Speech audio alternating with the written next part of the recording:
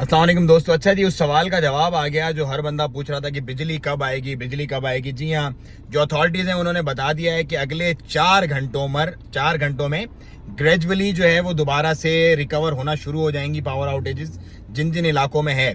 तो gradually return होना शुरू होंगी। इसका मतलब है कि 4 घंटे के बाद जो है वो आहिस्ता आहिस्ता मुख्तलिफ इलाकों के जो है वो बिजली रिज्यूम होना शुरू हो जाएगी।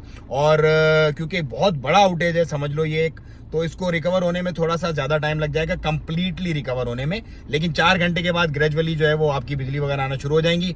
जिस जिस इलाके की आती जाती है वो ज़रूर अपडेट करता रहे कमेंट में, ताकि लोगों को पता चलता रहे।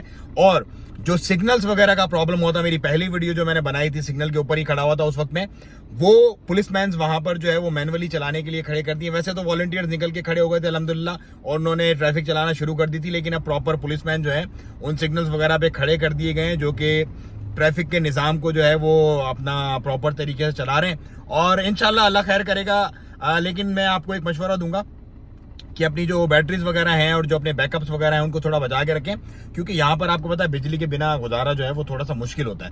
तो ऐसे ना समझें कि बस ठीक है 4 घंटे बाद हो सकता है कि आपकी थोड़ी सी 4 घंटे से थोड़ा सा आगे आए।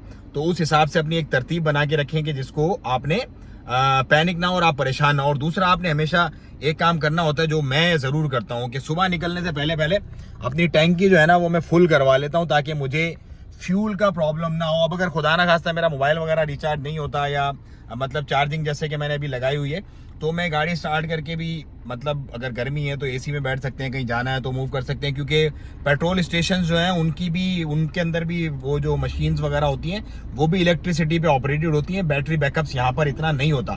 क्योंकि यहाँ पे ज़रूरत ही नहीं पड़ती। तो वहाँ पर तो अपने पाकिस्तान, हिंदुस्तान, दूसरे जो ममालिक हैं उसके अंदर तो बड़े बड़े बैकअप्स लगाए होते हैं कि इन केस ऑफ इमरजेंसी उन बैकअप्स को घंटों तक यूज़ किया जा सके।